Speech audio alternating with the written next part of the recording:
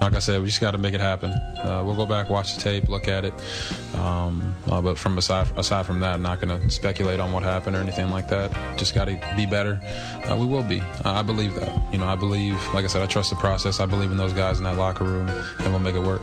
Robert Griffin III, quarterback of the Redskins, yesterday talking about his latest loss there in San Francisco against the 49ers. It was a close one, and it went down to the final few minutes of the final quarter, actually. But Trevor Matich, our Redskins analyst, they just couldn't get it done.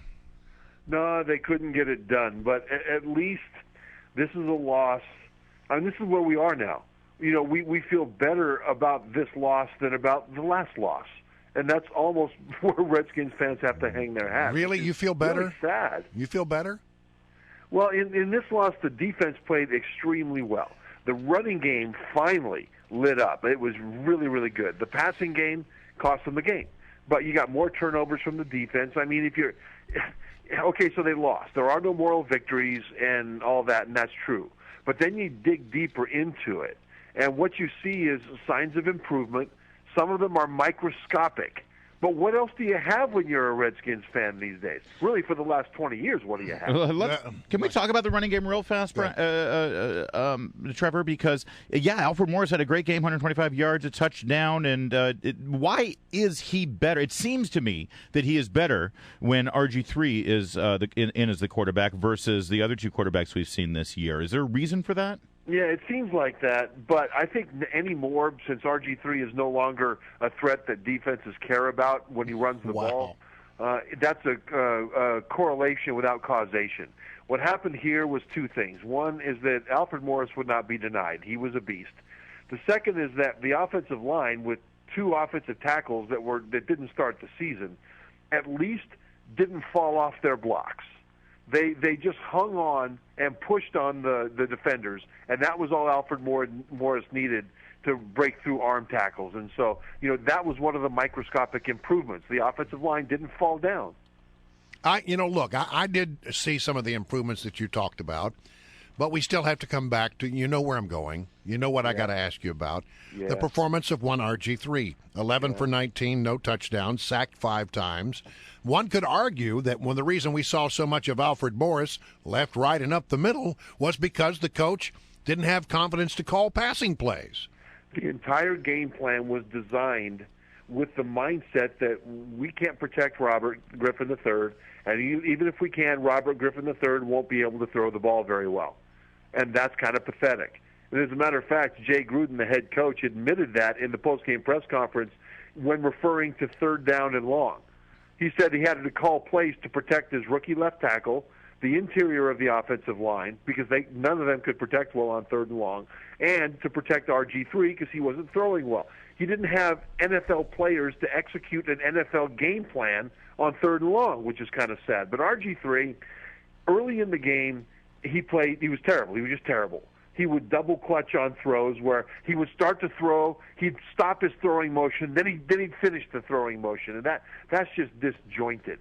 Even though they were calling plays that were short plays, supposedly easy to read and easy to complete. But really after that first quarter, the offensive line just broke down so totally in pass protection that it's really hard to judge how RG3 did because he had so few opportunities when he wasn't being slammed by the pass rush. Well, the coach earlier said it's time to enough. We've had enough of auditions. Well, yeah, he said we've auditioned long enough. He said that on Friday, and then somehow it got leaked to the media before the game on Sunday that RG3 would get the hook if he didn't produce. I'm starting to call into question Jay Gruden at this point because if you really want RG3 to produce, why not call some plays where you can actually evaluate him? They tried. When you try to throw the ball down the field, he's not putting the ball there. He's not completing them. And the offensive line isn't protecting him enough. When you try to throw short passes, the defense is coming up to complicate that, and he's not completing them. I mean, he completed 11 passes on 19 attempts. 19 attempts is nothing, isn't it? But that's all they could trust to give him. No, that's right. And they ran the ball.